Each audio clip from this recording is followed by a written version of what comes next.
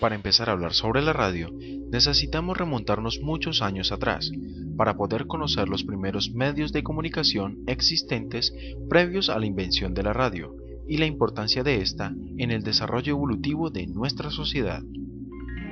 Los pueblos antiguos buscaban un método para registrar el lenguaje, pintaban en las paredes de las cuevas para enviar mensajes utilizando signos y símbolos para designar una tribu o pertenencia. Las evidencias más antiguas se encontraron en el Paleolítico Superior unos 30.000 años antes de Cristo. Algunos años más tarde, la escritura cuneiforme y la invención del papiro fueron los principales logros de los egipcios, griegos y romanos para poder escribir.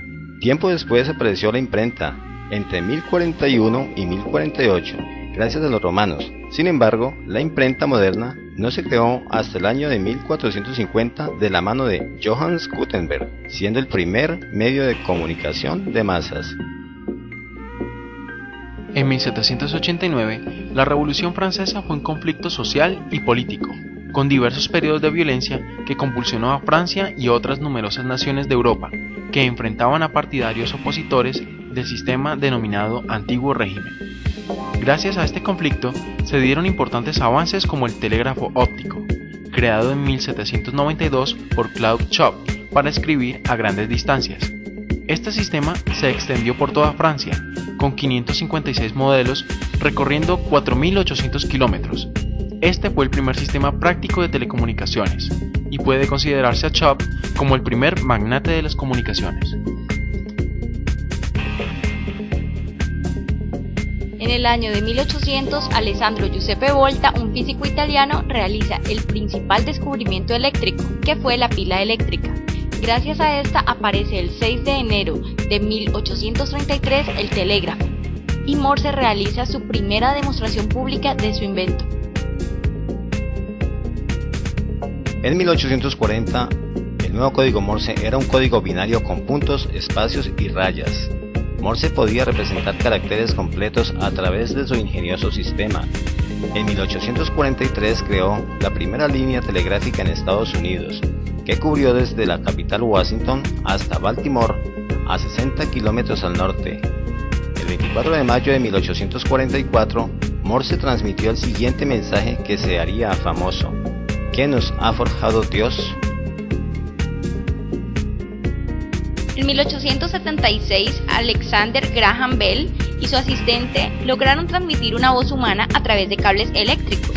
En 1887, un joven alemán, Heinrich Hertz, demuestra esta teoría descubriendo un aparato de laboratorio para generarlas y detectarlas. Así nacieron las ondas hertzianas. En 1890, el francés Eduardo Branly pudo detectar una onda electromagnética con la ayuda de un cristal de galena. Más tarde, en 1895, el ingeniero ruso Alexander Popov construyó el primer receptor de ondas. En 1896, el italiano Guillermo Marconi logró transmitir señales a varios cientos de metros, y este mismo año registró su primera patente inglesa. En 1897, transmitió señales desde la costa a un barco en alta mar. En 1899, logró la comunicación a través del Canal de la Mancha y logró establecer una señal comercial entre Inglaterra y Francia.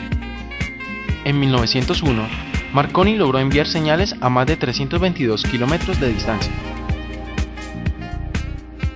En 1906, el estadounidense Lee De Forest inventó el audión. Hoy lo llamaríamos tubo de vacío. Posteriormente fue reemplazado por el transistor. En 1906, Reginald A. Fessenden construyó un transmisor sumamente poderoso que permitió que diversas personas hablaran por inalámbrico. En los Estados Unidos se escuchó por primera vez una voz que hablaba en los auriculares de los radiotelegrafistas de los barcos que navegaban por el Atlántico. Este fue el nacimiento de la radio.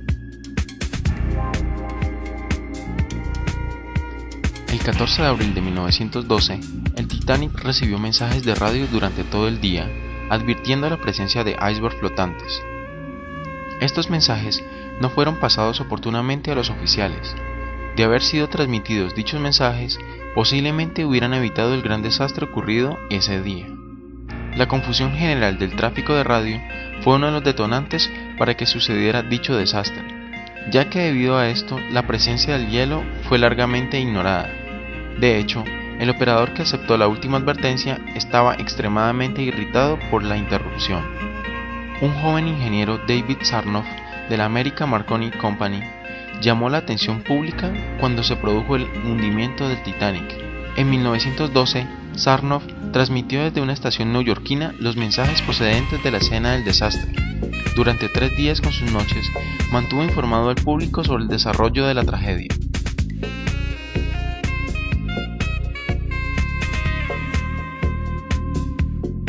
En 1918, Edwin Armstrong inventó el superheterodino, el cual lleva a cabo casi toda la amplificación de la frecuencia constante denominada frecuencia intermedia o FI, utilizando una frecuencia fija, con lo que se consiguen ajustes más precisos en los circuitos y se aprovecha todo.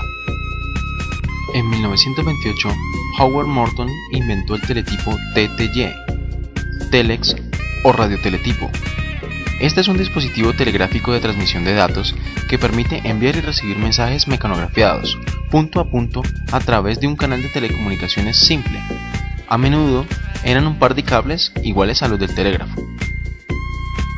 En 1920 la estación KDKA de Pittsburgh, Pensilvania, fue la primera estación de radio con licencia comercial en los Estados Unidos, distinción que también ha sido cuestionada por otras estaciones, aunque casi todos los desafíos principales para la pionera estado son también propiedad de la cadena CBS.